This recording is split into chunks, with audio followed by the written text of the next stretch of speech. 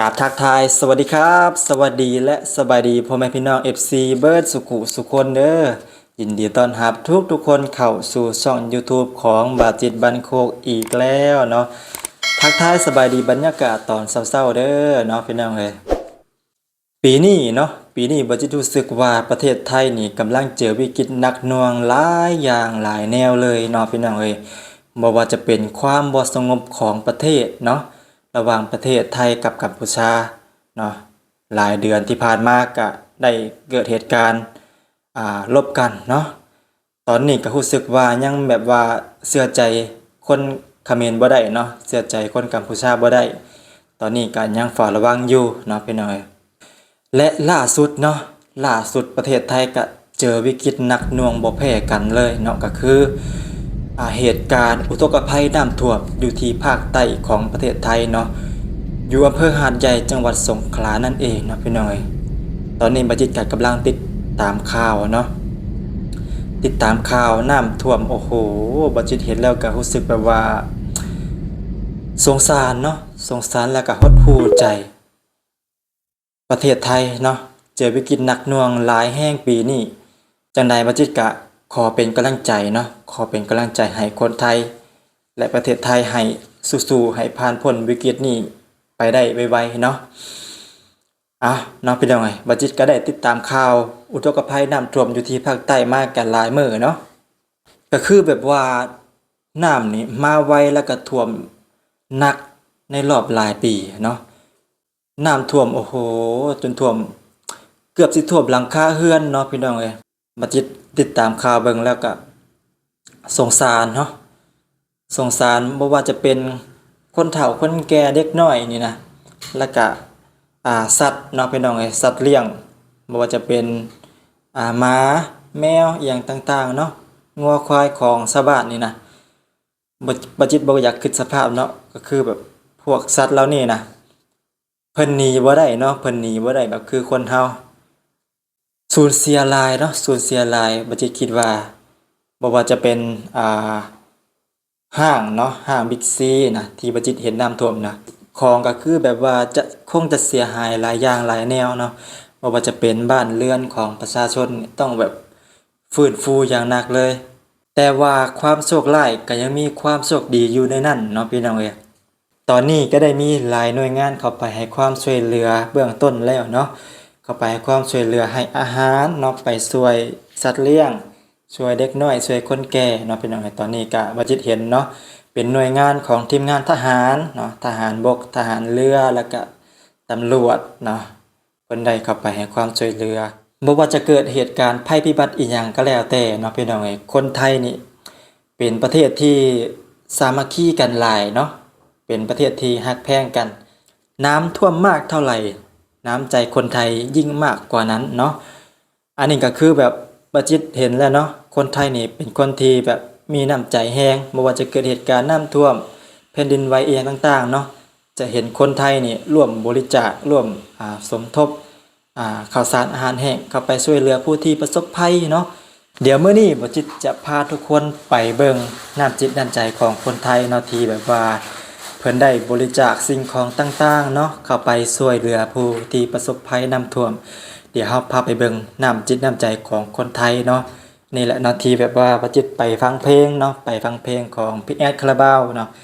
น้ำท่วมมากเท่าไหร่น้ำใจของคนไทยยิ่งมากกว่านั้นเนาะเป็นจังไดเดี๋ยวเราจะพาไปเบิ่งนํกันเนาะอันนี้ก็คือน้ำใจของคนไทยเนาะที่แบบว่าหาประเทศอื่นใดมาเปรียบเทียบได้ยากเนาะนี่เลยเดี๋ยวเราไปเบิ่งนํกันเนาะบ่ว่าจะเกิดเหตุการณ์อีหยังก็แล้วแต่เนาะคนไทยนี่เป็นคนที่บ่ทิ่มกันอันนี้ก็คือแบบว่าเพิ่นกำลังจัดเนาะกำลังจัดอาหารบ่ว่าจะเป็นขนมมาม่าอีหยังต่างๆเนาะเครื่องใช้ของซอยเอาไปมอบให้ผู้ที่ประสบภัยน้ำท่วมนี่เต็มคันรถเนาะก็คือแบบว่าเพิ่นพร้อมใจกันเนาะแบบทุกคนนี่พร้อมจิตพร้อมใจกันที่จะแบบว่าช่วยเหลืออันนี้ก็คือของบริจาคเนาะจากกองทัพเรือนี่ มีน้ำเนาะมีน้ำข้าวสารอาหารแห้งต่างๆนี่แหละนี่คนไทยไม่ทิ้งกันเนาะจะเห็นได้เลยว่าจากทั่วสารทิศของประเทศไทยเนาะไม่ว่าจะเป็นภาคเหนือภาคอีสานนะภาคกลางนี่ได้พบแห่งความใจได้ระดมทองเนาะเพื่อจะไปบริจาคให้ทางภาคใต้นะพี่น้อง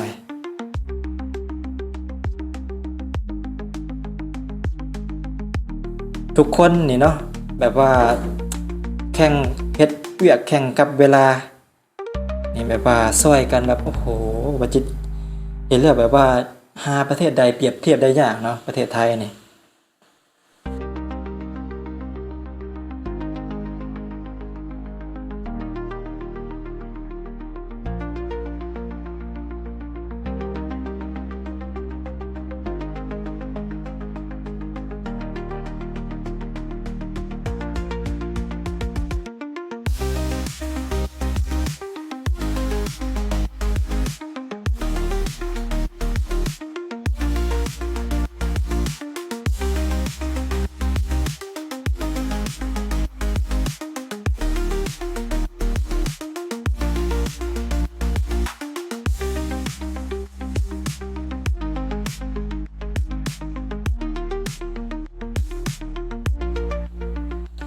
นี่แหละบัจิตจังบอกว่า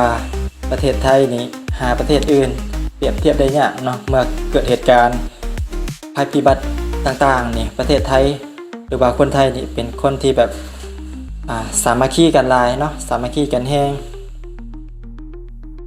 อันนี้ก็เป็นหน่วยงานทางทหารเนาะแล้วก็ประชาชนนักเรียนเนาะได้มาช่วยกันจัดเลี้ยงอาหารไปช่วยผู้ประสบภัยเนาะ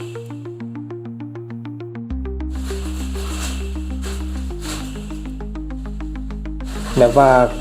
ของหลายแห้งเนาะของมากมายไก่กองเนี่ยอันนี้ก็คือแบบว่าน้ำใจเนาะน้ำจิตน้ำใจของคนไทย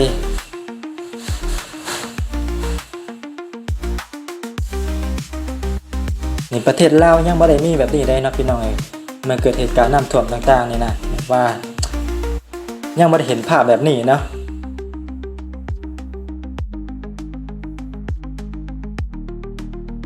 ต้องประเทศไทยเท่านั้นเนาะที่จะได้เห็นภาพแบบนี้นี่โอ้โหแบบพร้อมกันแห้งเนาะพร้อมจิตพร้อมใจที่จะแบบว่าเป็นอันหนึ่งอันเดียวกันนะพี่น้องเอ้ยซอยกันเต็มที่เนาะ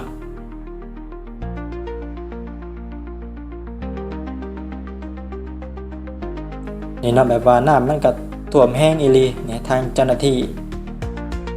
ตำรวจเนาะตำรวจทหารเข้าไปอาหารให้ผู้ที่ประสบภัย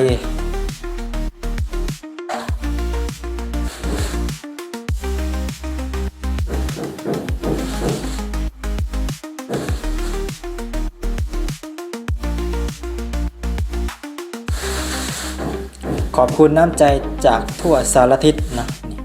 ประชาชนไทยไม่ทิ้งกันนะประชาชนคนไทยไม่ทิ้งกันอันนี้ก็คือน้ำจิตน้ำใจนะของคนไทยนี่เวลาเกิดเหตุการณ์อย่างต่างๆเนาะคนไทยนี่แบบว่าเป็นอันหนึ่งอันเดียวกันเนาะเป็นสามัคคีกันแห้งอันนี้ก็คือบัจิตแบบว่าขอนับถือเนาะนับถือน้ำจิตน้ำใจของคนไทยหรือว่าประเทศไทยเนี่ยเป็นประเทศที่สามัคคีกลมเกลียวกันเนาะเป็นอันหนึ่งอันเดียวกันแห้งเนาะพี่น้องเอ้ยแล้วก็มีหลายหน่วยงานแห้งเนาะเข้าไปให้ความช่วยเหลือนี่อันนี้ก็คือน้ำใจจากทั่วสารทิศเนาะไม่ว่าจะเป็นจากประเทศลาวแล้วก็คนไทยเองเนาะคนไทยบ่ทิ้งกันเนาะพี่น้องอันนี้ก็คือน้ำจิตน้ำใจของประชาชนคนไทยที่มีให้กันเนาะบัจิตก็ขอนับถือเนาะขอนับถือน้ำใจของคนไทยหาประเทศอื่นใดมาเปรียบเทียบได้ยากเนาะคนไทยเป็นคนที่มีน้ำใจและสามัคคีกันนี่บัจิตก็เอามาให้เบิ่งเนาะ